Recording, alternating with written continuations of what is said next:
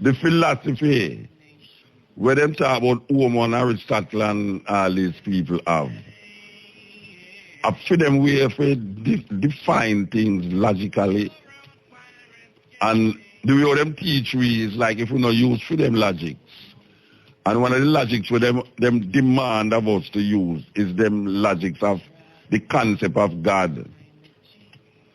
Them have a certain logics about God. Where if you don't give credence to that logics, you know, it sounds like you don't have no sense. You know, it's like me and the brethren are reason a while ago. Totally outside of the normal religious perspective. A man right away, I said them two people that chat foolishness, if you meet me, say most attack damn foolishness. Because if no one hear me talk about say why me not say nothing about God and anything. Them want come label me now as atheist. And them little weird, you know, so them think, you know, if you're not Christian, you're atheist because your concept of God don't match with how them see God. Most people in Jamaica, perception of God was given to them by them parents and them parents before them, and all of those parents, that God, as you hear the white guy say on the tape, is white people. Concept of God we all are maintained. So we try to develop the European idea of God as we go along, even more than how we develop it. Because meanwhile, white people have shed that. We have put and add more things on it and feel say, the more we add upon this concept of God with them give away, we think that they go free way. But we still have feel say there's a next life, like the brethren last week we claim say, finite and infinite, and you have infinite body where go to heaven, we're good, and infinite body where evil go to hell. So right away you see there's another creation in the consciousness that is given to us based upon freedom logics. Freedom logics tell you about a heaven in the sky and a hell under the earth. Our logics are tell you say heaven and hell emanate from the human conditions. Heaven and hell emanate from the human condition. It's not a place. It's not a place that you go to. That is only European philosophy that have carried through that. Because there's nobody in history, and if you trace it back even to Kemet, Ethiopia, Nubia, Greece, Rome, there's nobody in history that has ever tried to preserve them soul and can explain to us what that preservation means as it relates to how we understand things. Because we have to let go all intelligence. That human intelligence, you have to shed human intelligence for a belief that no man has ever proven to be real or logical or rational. That is really where we're going. We use irrational thinking and call it logical explanation. And the thing is that now that our explanation is going to look illogical because it is not in line with the European logics. You know, it's like when you're at school and they tell you about this woman named Miss Malaprop in her book named The Rivals. There's a book named The Rivals, an English is a book named The Rivals. There's a woman in the name Miss Malaprop where she turned things into things where it is not. You know, she said things, but what she say is not the thing which I say about is not that she really mean. So them call it malapropism. You know, it's like metaphors using incorrect words in sentences. So when the Europeans come with freedom logics and them implant it in our brains, and especially the logics of God and creation and creator and religious beliefs and practices, them logic in our brain, and we start to develop on it, moving away further and further from what we know in our ancestral legacy. And then we can't catch it back.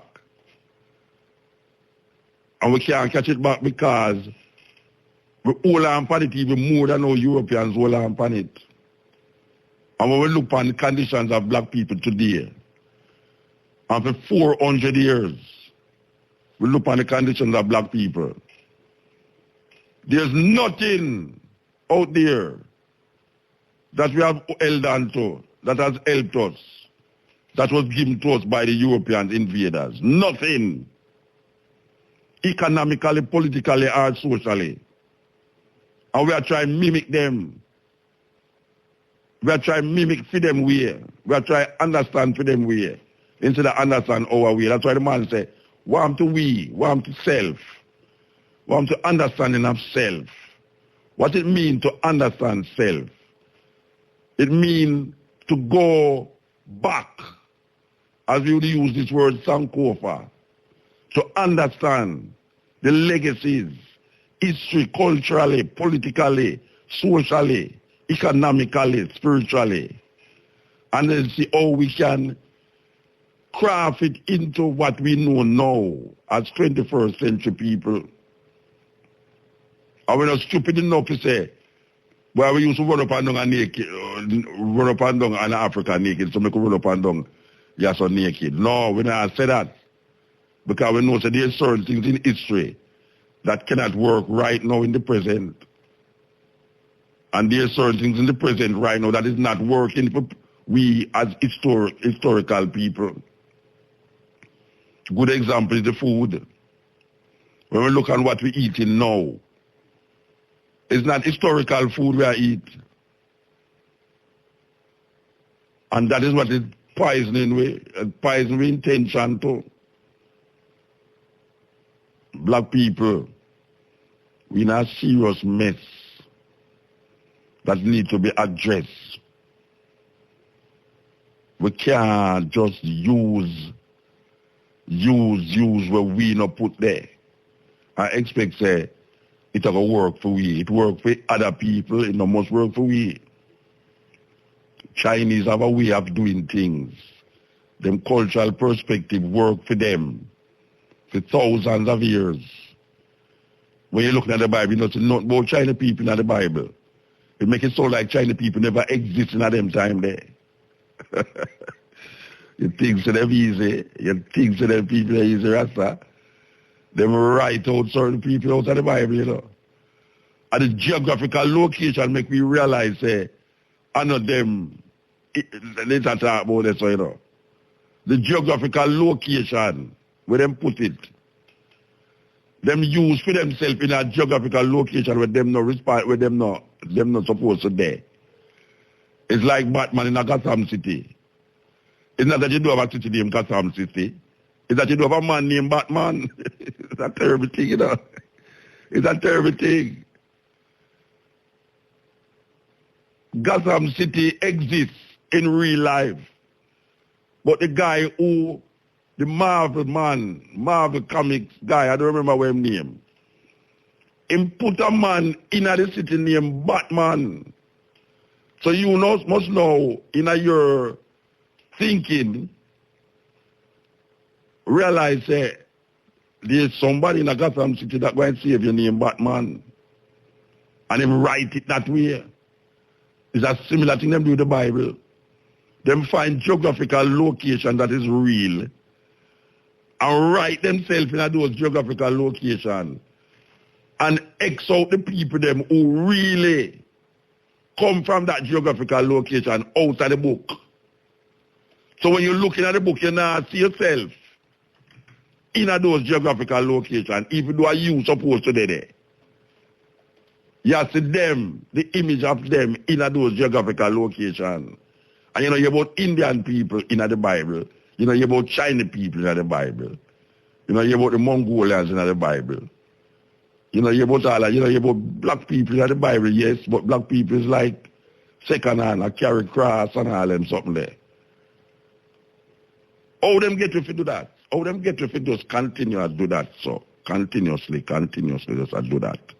How them get you to think so over and over and over and now realize we not get nowhere. Look what's going on in Jamaica, you know. It's a system. It's a system that we need to break. It needs to break somewhere. It can't continue so. Centuries and centuries of 500 years it's a going on so now. 500 years. The King James Version of the Bible is 500 years old. The King James Version of the Bible is 500 years old. And that version of the Bible is what has shaped the slaves for hundreds of years here that people live and die and breed for that Bible. And when you look at the conditions of black people who come here so, not by free will but by force, we still can't recognize, say, white man God can't save you from white man oppression. White man God cannot save you from white man oppression. And if we continue to maintain that thinking, we could have sing song little more and write poems little more and dress up little more and eat food little more and dance little more. We're going to always be slaves to a thinking and a belief system that confine us to a little spot. And the little spot in our head where we believe that we're free. And we're not free. Because we still try come to grips with what is reality and what is fantasy. And we all are living a fantasy. We are living in this illusion that things will be better if we just pray. Just pray. Have faith. Things will be better. We don't want no money. We just want to pray. Yet still, most of our life is based upon how to get that money. But right behind them say, pray, pray, pray. When you're in a problem, pray. When you want to pass exam, pray. When your man left you, pray. When your woman left you, pray. It's just that it a go. You just pray. And your troubles will be away. Because there's something out there, some supernatural being that is listening to you. And each individual that comes to him will be answered.